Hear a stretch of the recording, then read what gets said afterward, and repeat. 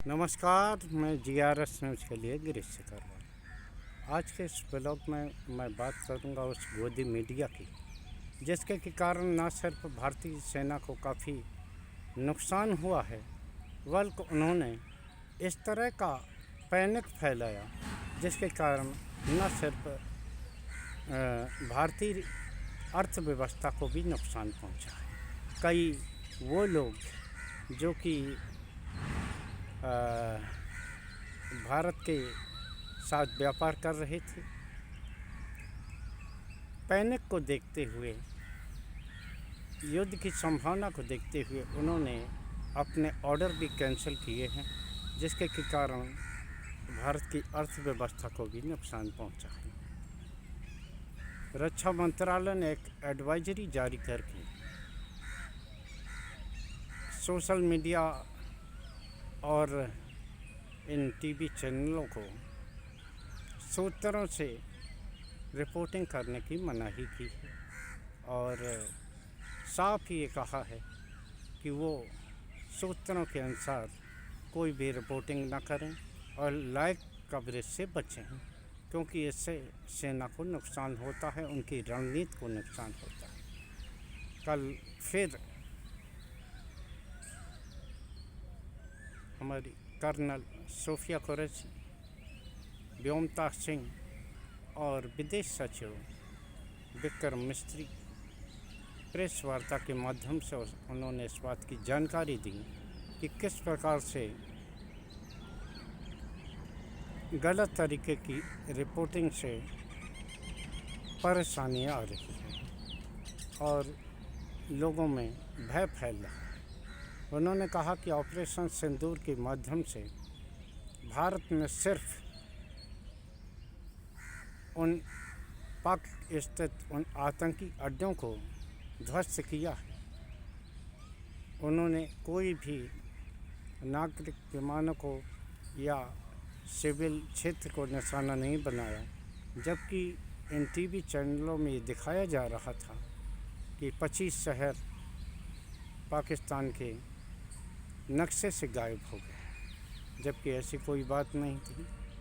उन्होंने ये कहा कि इससे एक नकारात्मक छवि देश में इसकी पैदा होती है। निश्चित तौर पर आशा है कि ये मीडिया अतोत्साह में जो रिपोर्टिंग कर रहा है उस पर ये विराम लगेगा। यहाँ तक कि जो सरकारी चैनल है दूरदर्शन, जबकि पूरा विपक्ष, देश के सभी वर्ग जातियों के लोग भारतीय सेना के पराक्रम पर मुद्दत हैं और उनके साथ खड़े हैं, इसके बावजूद दूरदर्शन में इस तरह का थंबनेल लगा के कांग्रेसी नेताओं को गद्दार बताना ये दर्शाता है कि आखिर सरकारी चैनल इसकी मानसिकता क्या है। इसको लेकर कांग्रेस ने सूचना एवं प्रसारण मंत्रालय से जवाब मांगा है और कानूनी कार्रवाई किए जाने की भी घोषणा की। आखिर जब सर्वदलीय बैठक में भी कांग्रेस ने ये साफ कह दिया, सभी दलों ने ये साफ कर दिया कि वो सरकार के साथ, सरकारी कदमों के साथ हैं, तो ऐसे में उन्हें गद्दार बताना कहाँ की रणनीति है। क्या सरकार ने ही इस बात की छूट दे रखी है कि वो इस तरह के कार्यक्रमों को करें। खैर, एक और ज़रूरी सूचना है, जो नोट कांड के माननीय न्यायाधीश थे, उन्होंने इस्तीफ़ा अब देने से इनकार कर दिया, यानी कि वो अब अपना पद नहीं छोड़ेंगे। अब सिर्फ एक ही चारा रह गया है कि इसको लेकर अब निश्चित तौर पर सदन में महाभियोग ही चलाया जाए, क्योंकि मुख्य न्यायाधीश सुप्रीम कोर्ट के संजीव खन्ना जी ने उन जज को, जो कि इलाहाबाद हाई कोर्ट में हैं, हालांकि वो न्यायिक संबंधी कोई काम नहीं देख रहे हैं, उन्हें सुझाव दिया था कि या तो वो सेवानिवृत्त ले लें या अपने पद से इस्तीफ़ा दे दें या महाभियोग का सामना करें। तो जब उन्होंने अपना पद छोड़ने से इनकार कर दिया तो ऐसा लगता है कि अब महाभियोग के अलावा और कोई चारा न तो सरकार के सामने बचा है और न ही इस संबंध में कुछ भी किया जाना शेष रहा है। मुख्य न्यायाधीश ने राष्ट्रपति और प्रधानमंत्री को भी पत्र लिखकर महाभियोग की और बढ़ने की एक तरह से संस्कृति कर दी। देखना यह है कि केंद्र सरकार राष्ट्रपति इस पर क्या निर्णय लेती है। इसी बात को कंटिन्यू करते हुए हम कुछ आपको जानकारी देना चाहेंगे कि 14 मार्च को जज के यहाँ आग लगी थी। उस समय जज और उनकी पत्नी यहाँ पर नहीं थी। उनके बगल के एक कमरे में आग लगी। अग्निशमन अधिकारी जो उस समय मौके पर आए आग बुझाने के लिए, उन्होंने बाकायदा एक वीडियो जारी किया और इस बात की सूचना दी कि वहाँ जले हुए 500 के नोटों की गड्डियाँ पाई गई थी। तो निश्चित तौर पर बाद में हालांकि उस बयान को वापस लिया गया और जब जज महोदय वहाँ भोपाल से लौटकर आए तो उन्होंने इस बात से इनकार कर दिया कि उनके आवाज़ से इस तरह की कोई गड्डियाँ पाएंगी। बाद में सुप्रीम कोर्ट द्वारा बनाई गई समिति ने जब इस बात की जांच की तो ये स्पष्ट तौर पर इस बात को पाया कि निश्चित तौर पर ये जो पैसा है माननीय न्यायाधीश के घर से ही बरामद हुआ है और माननीय मुख्य न्यायाधीश ने जज से उनके सामने 2-3 विकल्प रखे कि वो अपने पद से स्वेच्छा से इस्तीफा दे दें या महाभियोग का सामना करें। तो जिस तरह से अभी भी स्पष्ट सबूतों के बाद सुप्रीम कोर्ट की समिति की रिपोर्ट के बाद भी जिस तरह जज यशवंत वर्मा ने इनकार किया है वो ये दर्शाने को काफ़ी है कि वो अब महाभियोग का सामना करने के लिए तैयार है। अब अच्छा तो ये रहता कि वो उनकी प्रतिष्ठा भी बच जाती और वो कानूनी कार्रवाई से भी बचती, लेकिन ऐसा लगता है कि माननीय जज को कहीं से दम मिल रही। आखिर क्या यशवंत सिन्हा ने यशवंत वर्मा ने माफ़ करिए कोई सत्ताधारी दल का ऐसा काम किया जिससे कि उनको ये संभावना उनके अंदर बन रही है कि निश्चित तौर पर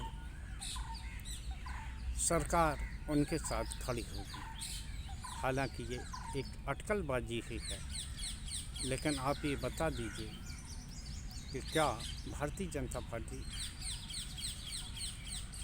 एक ऐसे जज के साथ खड़े होने का साहस जुटा पाएंगे जिससे कि सुप्रीम कोर्ट की समिति ने ही भ्रष्टाचारी बताया और उन्हें दोषी पाया। तो क्या भारतीय जनता पार्टी जो अन्य दलों से खुद को अलग बताते हुए और भ्रष्टाचार के खिलाफ लड़ने का दम भरती है, क्या एक ऐसे जज के साथ खड़े होगी जो कि भ्रष्टाचार के मामले में आकंठ डूबा हुआ? निश्चित तौर पर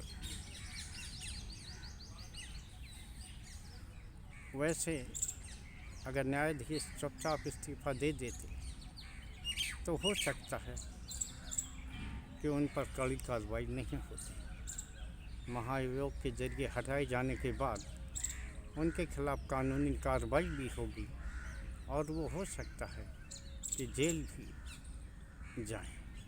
खैर ये भविष्य में देखने वाली बात होगी, लेकिन यशवंत वर्मा ने अपने पद छोड़ने से इनकार करके